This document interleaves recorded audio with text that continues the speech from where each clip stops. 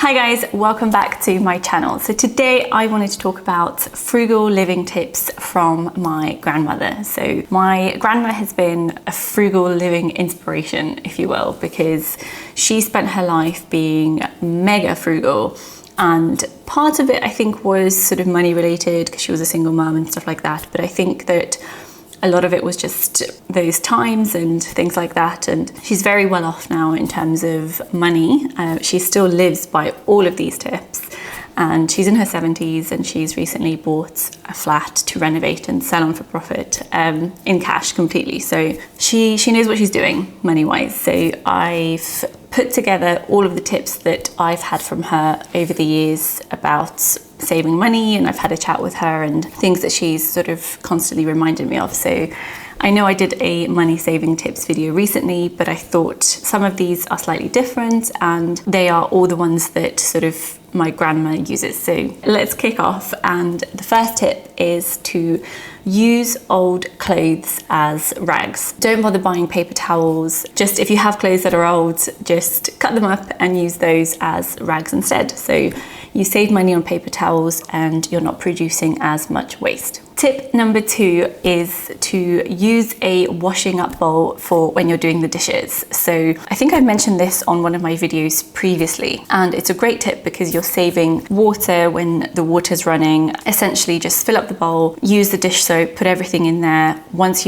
you're done, then rinse it obviously in clean water. So I think a lot of like really frugal people live by this, and it helps cut down on waste as well. The third tip is sort of related to that, and it's actually to put a washing up bowl in your main sink. So for example, when you're washing your hands, that water isn't going down the drain. Now, you might think this is a bit weird, but again, this is like super zero waste and extreme frugal type stuff.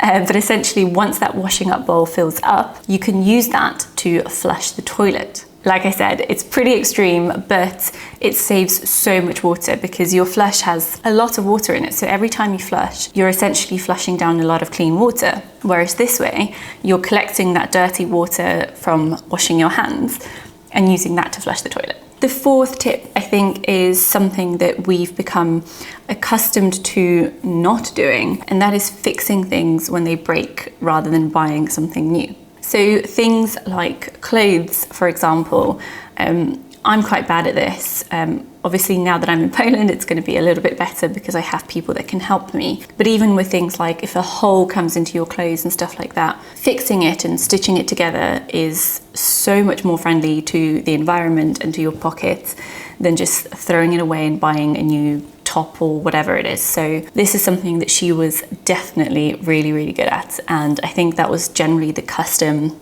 back in the day before we had this fast fashion sort of waste environment. The fifth tip is that best before dates aren't the same as use by dates. And I mean, she doesn't strictly abide by the use by either, but I'm not going to recommend that because use by is when the product could actually harm you if you consume it after the use by date. I still think that they give it like an extra day or so just to be safe. But generally, best before dates aren't really a thing for her. So again, the best before dates are there because the product might start tasting different after that date, but it's still safe to consume. So rather than having loads of food waste, she doesn't really look at best before dates. The sixth tip is something that I'm really, really keen on, and I really want to try and do more of this, especially sort of when I have my house and I have the ability to grow my own food and stuff like that. And that is learn to use natural medicine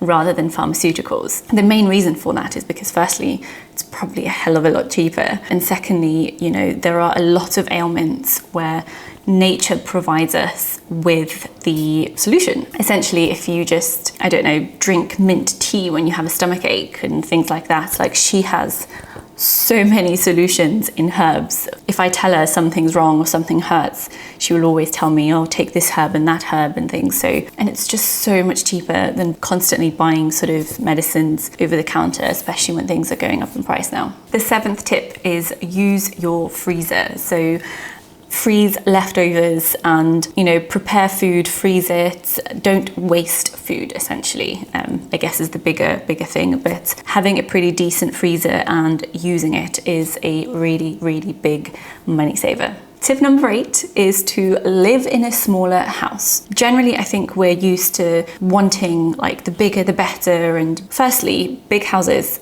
you'll pay more rent or mortgage, you'll pay more utilities, which are going through the roof, but also you'll accumulate more clutter, because when you have lots of space, you will accumulate clutter to fill that space. Now, I'm trying to be more minimalistic. So if you followed my journey, you know that I'm building a pretty small house. Like, it's still bigger than my apartment was in London, but it's still a fairly modest sized house. And she's pretty much spent her life living in, I'm pretty sure it's like a 30-meter squared apartment. And she's pretty content. And she lived in that apartment when she was a single mum with a kid. It's fine, you know, you make do. And I'm not saying you have to live in a 30-meter squared apartment, but quite often we're sort of taken aback by like, oh, I want a 5-bedroom house and all of that stuff, and I want a dining room that no one ever uses apart from maybe once a year on Christmas, and all this sort of stuff. So actually evaluating how much space you really need could be a real money saver. Number 9 is to eat smaller meals. This isn't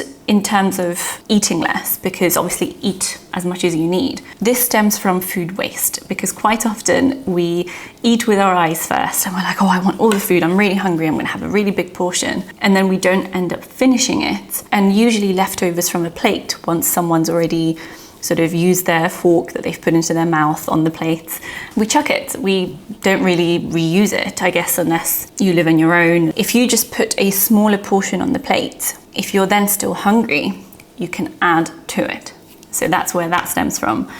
So yeah, eating smaller portions will help you reduce food waste. That sort of leads to number 10, which is very similar, and that is just eating leftovers. I used to be really bad at this because I used to get sick of eating the same thing over and over. So I'd be like, oh, I don't want that again. Like, oh, let me just make something else.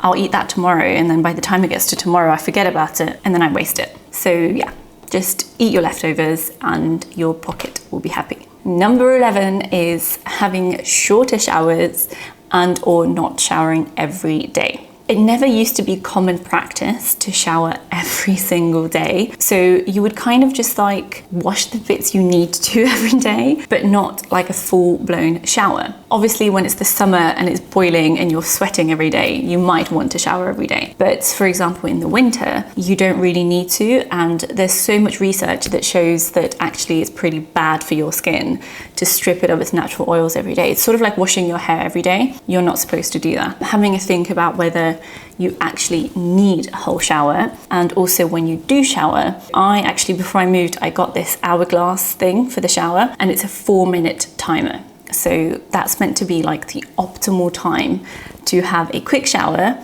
that should be enough time to clean yourself, but you don't end up wasting water. Number 12 is utilizing free exercise. My grandma, I don't think, has ever paid for exercise in her life, yet she is one of the fittest 70-something-year-olds that I've ever known. And that's because she walks everywhere. I remember when I was a kid just going like, I can't believe you've done that. She would walk from like one tube station to like a few tube stations down, which was quite a decent walk. And yeah, she's holding up really well. She's still walking such long distances most days. And it's just because she's done that. She's walked hours every day. So it's good for your health and good for your pocket. Number 13 is always check your bills and receipts. So if you leave the store, check your receipt. If you get a bill for your electricity, your water, whatever else, check for mistakes. We've often found, and she's often found, things on your bill that shouldn't really be there. So obviously this isn't going to happen a lot, but even if you catch it out a couple times, you're saving yourself money. So just doing that sense check to make sure that everything's okay is really, really useful. Number 14 is reuse things where you can. So essentially buy used items or get free items. So she's got furniture that's like older than I am, I think. It's because she got it from my parents when we moved to England. I remember I used to be really embarrassed because when she used to visit, she used to go to a lot of charity shops and stuff. But she loves it, essentially, because she's got loads of like really cool china cups and all sorts from charity shops. And it makes sense because you're, again, minimizing waste and getting things for a lot cheaper. Tip number 15 is learning to preserve and can food. Things like jams from fruit, pickles from vegetables, cabbage, everything. There are so many things, and I've been getting more and more into it now because I've been watching a lot of videos and talking a lot to my grandparents and my grandma and everyone, and my mum started doing it a lot, and it helps. So you buy like a whole load of, I don't know, strawberries or something in strawberry season. So you get it cheaper, they're tastier because they're in season. And then you learn to preserve it. So you make a jam out of it or some sort of other thing, I don't know, canning, jarring. I don't know if that's a word, but you know what I mean. So again, that helps you firstly have a stockpile of food for harder times, but secondly, get things cheaper whilst they're in season, and perhaps even thinking to grow your own. So my other grandparents, when my granddad was fit enough to do it, they used to have like a massive part of their garden where they would essentially grow their own vegetables and then preserve them. So yeah, it was incredible, and it's something I definitely want to look at doing when I have my garden. Okay, that's it for this video, guys. Hopefully you've picked up some useful tips here. Let me know if you have any other sort of frugal living tips from your grandparents or your parents. I will see you in the next video. Bye.